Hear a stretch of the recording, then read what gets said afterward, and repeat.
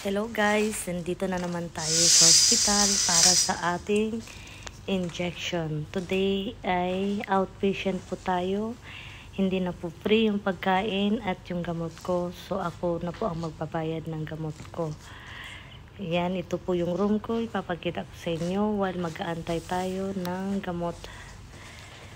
Medyo matagal-tagal yung pag-aantay ko nito guys. Kasi tinatry pa nilang i-ano sa insurance. Sabi ko wala nang laman ang insurance ko.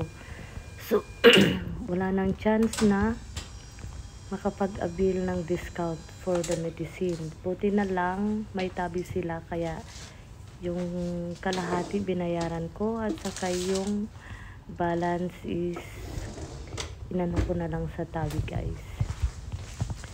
So, piniprepared ko na dyan. Hanahanap ko ng remote.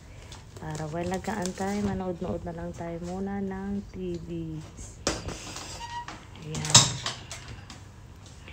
So, nag-isip-isip pa ako dyan kasi kung anong oras ako matapos kasi kailangan ko pang pumunta sa social service or charity para maghanap ng sponsor para makontinue yung treatment ko guys. So, in-arrange ko na yung aking higaan para makapag-relax tayo. So, transition na tayo. And, nakauwi na tayo sa bahay. Ako na lang po ang magtuturok ng aking gamot. It's good for 3 days. Yung kanina, hindi nurse ang nagturok sa akin kasi umuwi ako agad. Ibinigay nila sa akin yung gamot na yan. So, ako mismo ang magturok. Takot po ako sa karayom guys, kahit iba po magturok sa akin. Pero ngayon, tinatagan ko ang aking loob at kailangan kong magpalakas at no choice ako. At ako mismo ang magturok ng gamot sa aking tiyan. Sa tiyan ko po siya ituturok. Yan, muti nakahanap ako ng alcohol, panglinis muna sa aking tiyan, bago iturok yung gamot. Tapos, bukas guys, panibagong turok na naman kasi 3 beses ko yan i-take. Yan, medyo may kamahalan ng ating gamot pero no choice tayo. Kaya nga ika nga yung sabi nila sariling sita ako ngayon. At sana may silak na doon dyan willing na donate kahit na sana. Alam niyo, hindi ako sanay maghingi ng tulong guys. Kasi kaya need ko ng assistant para sa ibang gamot na maintenance na ibibig ko. After ng chemo, kung makahanap ako ng sponsor sa charity. Ayan, i-prepare ko na siya guys. Kailangan ko siyang linisan bago ko iturok yung gamot. Actually, hindi ko siya mapipil kasi nga kakaturok lang ng chemo sa akin kahapon.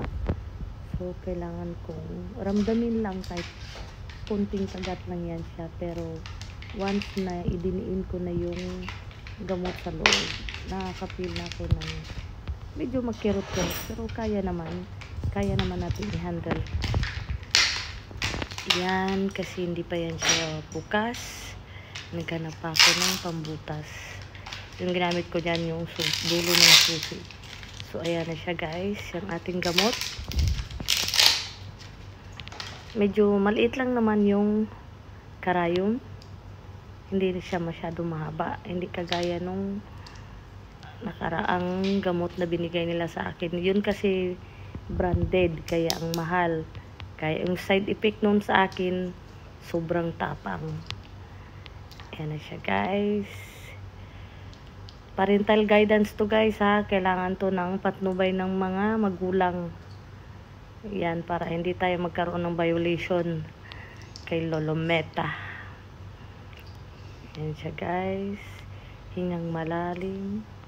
Naituro ko na siya. Hindi ko nga napilihan pagturo ko. Pero pagdiin ko na sa gamot sa loob, nakakaramdam ako ng sakit. Kasi kailangan siyang ipasok sa loob yung gamot. Ayan siya guys. Hindi ko nga feel yung paghugot niyan. Nakalimutan ko yung Band-Aid. Kasi kailangan yan siyang lagyan ng Band-Aid at naturo ka ng gamot. So, ayan yung para bukas at sa susunod na araw. 3 beses yan siya, guys. Kusang loob. Sariling sikap sa paggagamot ng sarili. Kailangan maging matapang, lalo na ngayon. Ubos ng laman ng ating insurance, guys. Hindi pwedeng i-delay yung gamutan. Kasi next year pa siya pwede ma-renew. Okay, ayan na guys. Bye!